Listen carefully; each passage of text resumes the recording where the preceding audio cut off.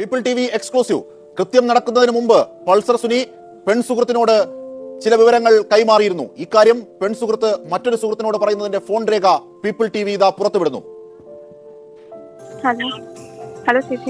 Hello ചേച്ചി, ടിവിയിലൊക്കെ news കണ്ടോ ചേച്ചി? ഞാനത് കണ്ടു. ഞാൻ അതിന്റെ പിന്നാലെ എന്താ ഏതാണെന്നുള്ളത് അന്വേഷിക്കാൻ പോയിട്ടില്ല. ന്യൂസൊക്കെ ഭയങ്കര വേറെ രീതിയിലാണല്ലോ പറയുന്നത്. ആണ് സംഭവം. ഞാനും കണ്ടു. ഞാനും ഈ സാധനം ഞാനും ഇങ്ങനെ കണ്ടുള്ളൂ. എനിക്ക് യാതൊരു കോൺടാക്റ്റും ഇല്ല. ഈ കോൺടാക്ട് ഇല്ലാന്ന് ഞാൻ മനഃപൂർവ്വം ചെയ്യാത്തതാണ്. കാരണം ഇതെന്ന് നാട്ട കേസാണ്, അല്ലാതെ സാധാ ഒരു ലെവലല്ല. മനസ്സിലായോ? നമ്മളൊക്കെ ഒരു സ്റ്റാൻഡേർഡ് ആയിട്ടുള്ള ഒരു ഇതിൽ ജീവിക്കുന്ന ആൾക്കാരാകുമ്പോൾ ഇത് നമ്മളിതിന്റെ പിന്നാലെ നോക്കി കഴിഞ്ഞാൽ നാട്ട കേസ്. ഇന്നലെ എന്നെയും കൂടി വിളിച്ചു, ആലുവയിൽ ഉണ്ടെന്നൊക്കെ പറഞ്ഞിട്ട് ഇന്നലെ വിളിച്ചിട്ടുണ്ടായിരുന്നു. പറഞ്ഞിട്ടുമില്ല എന്റെ അടുത്ത്. ഒരു നല്ല കാര്യത്തിനാ പോണേ, എന്റെ അടുത്ത് ചോദിക്കരുത് ഏതാ എന്താന്നൊന്നും ചോദിക്കരുത്, അങ്ങനെ പറഞ്ഞ എന്റെ അടുത്ത് ലാസ്റ്റ്.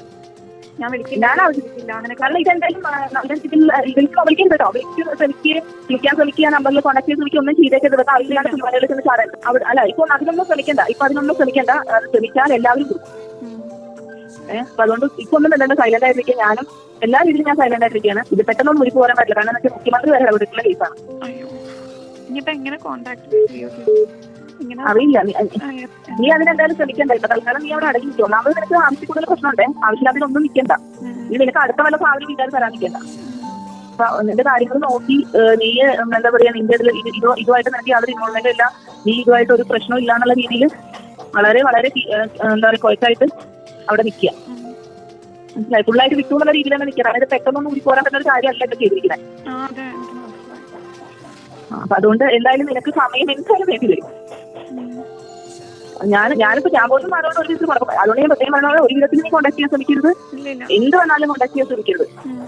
അപ്പൊ അതുകൊണ്ട് എന്താണെന്നുള്ളത് ഇപ്പൊ തൽക്കാലം എന്താ ഏതാണെന്നൊന്നും അന്വേഷിക്കാൻ ഒന്നും നിൽക്കണ്ട. ഈ കുഴപ്പമായിട്ടിരിക്കാൻ പ്രാർത്ഥിക്കുക, അത്രയും ചെയ്യാം കേട്ടോ. എനിക്കിപ്പോൾ മീഡിയാസിൻ്റെ മുമ്പിൽ പോലും വന്ന് എനിക്ക് സംസാരിക്കാൻ പറ്റാത്ത വിലക്കുകളുണ്ട്. എനിക്കെതിരെ പല വിമർശനങ്ങൾ നടക്കുമ്പോൾ അതല്ല അതിൻ്റെ സത്യമെന്ന് പറയാൻ പറ്റാതെ ബ്ലോക്ക് ചെയ്ത് വെച്ചിരിക്കുകയാണ്. പക്ഷെ എന്തെങ്കിലും എനിക്ക് സംസാരിക്കാൻ ദൈവാവസരം തരും എന്ന വിശ്വാസത്തിലാണ് ഞാൻ ഓരോ ദിവസവും ഇതെല്ലാം സഹിച്ച് കാരണം എനിക്ക് എന്ത് വിഷയം വന്നാലും എനിക്കത് നിയമപരമായിട്ട് മാത്രമേ നീങ്ങാൻ പറ്റുള്ളൂ. അതുകൊണ്ട് ഒരു സ്ഥലത്തിരുന്ന് എന്നെ ആർക്കും കരിവാരിത്തേക്ക് എന്നെ കല്ലറിയാം. പക്ഷേ എനിക്കൊന്നും ചെയ്യാൻ പറ്റില്ല. എനിക്കതെല്ലാം കേട്ടിങ്ങനെ ഇരിക്കുക. കാരണം എനിക്ക് ചെയ്യാൻ പറ്റുന്നത് നിയമപരമായിട്ട് മാത്രമേ ഉള്ളൂ. അപ്പോൾ അത് ഞാൻ എൻ്റെ സിദ്ധാന്തം ചർച്ചയായി. അതിന് തുടക്കമിട്ടതാകട്ടെ ദിലീപിന്റെ മുൻ ഭാര്യ മഞ്ജു വാര്യരും.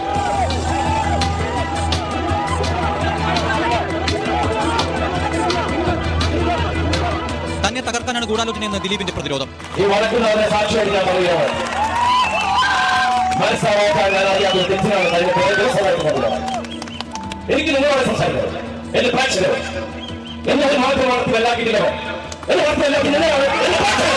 ങ്ങൾക്കപ്പുറം പോലീസിന് ദിലീപിലേക്ക് എത്താൻ മതിയായ കാരണങ്ങൾ ആദ്യഘട്ടത്തിൽ ഉണ്ടായിരുന്നില്ല. പൾസർ സുനി അടക്കം മുഴുവൻ പ്രതികളെയും പിടികൂടിയെങ്കിലും VIP ആയ ദിലീപ് അന്വേഷണ പരിധിക്ക് പുറത്തായിരുന്നു. ഏപ്രിൽ 18 പോലീസ് സമർപ്പിച്ച ആദ്യ കുറ്റപത്രത്തിലും ദിലീപ് ഉൾപ്പെട്ടിരുന്നില്ല. എല്ലാം സേഫ് എന്ന് കരുതിയ ഘട്ടത്തിലായിരുന്നു ആ കത്തിന്റെ വരവ്. കുന്നംകുളം സ്വദേശി സജിത്തിന്റെ വീട്ടിൽ നിന്നാണ് കത്ത് കണ്ടെത്തിയത്.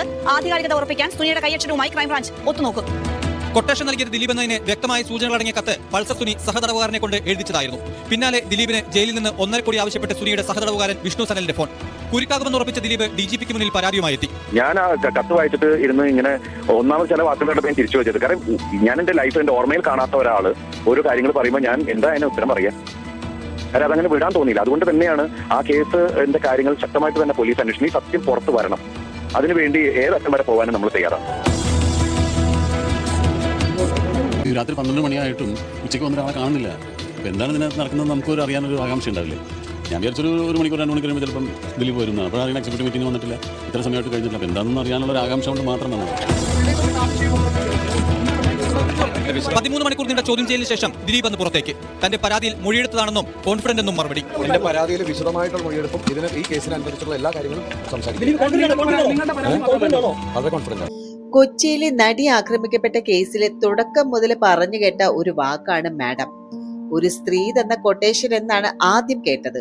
അത് പിന്നീട് ദിലീപ് നൽകിയ ഒരു കൊട്ടേഷൻ എന്നുള്ള രീതിയിലേക്ക് മാറി. പൾസർ സുനി മാത്രമല്ല, ബാലചന്ദ്രകുമാറും കേസിലെ സ്ത്രീ സാന്നിധ്യത്തെ കുറിച്ച് പറഞ്ഞിട്ടുണ്ടായിരുന്നു.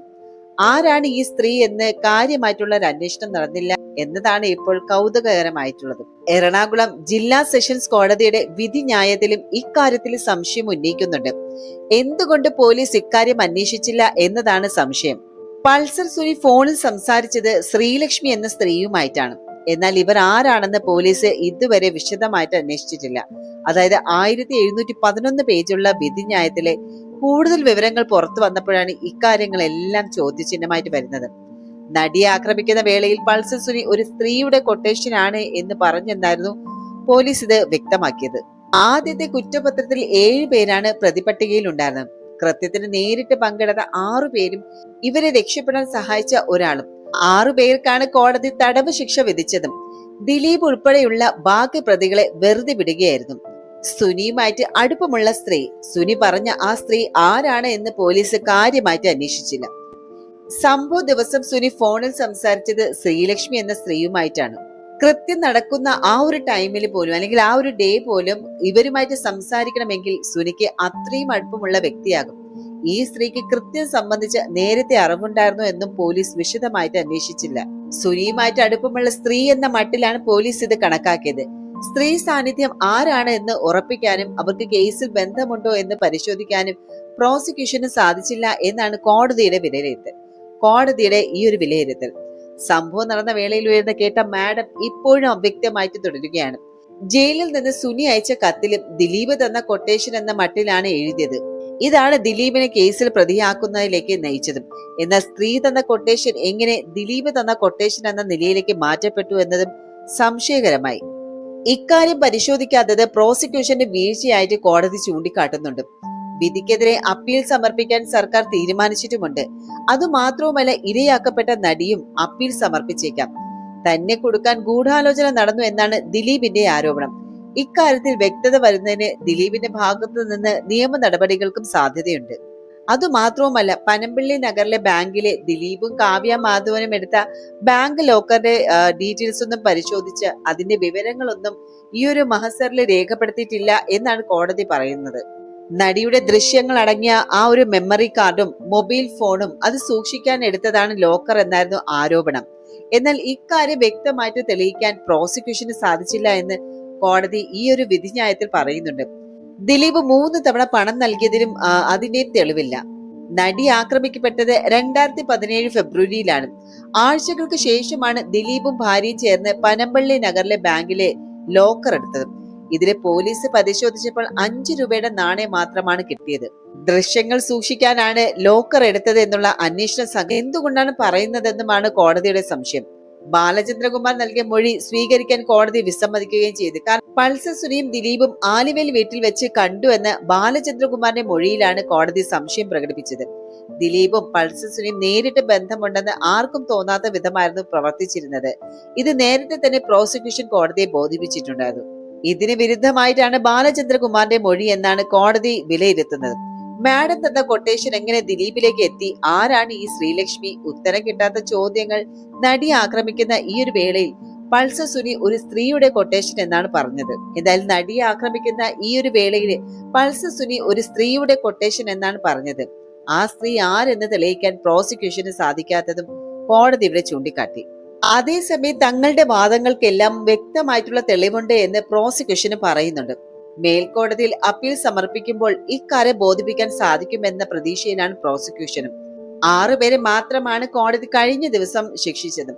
ദിലീപ് ഉൾപ്പെടെയുള്ള 4 പ്രതികളെ വെറുതെയും വിട്ടു. 6 പ്രതികൾക്ക് 20 വർഷം തടവാണ് വിധിച്ചത്. ശിക്ഷാവിധി വന്ന പിന്നാലെയായിരുന്നു ഈ ഒരു വിധിന്യായത്തിലെ വിവരങ്ങൾ പരസ്യമായതും.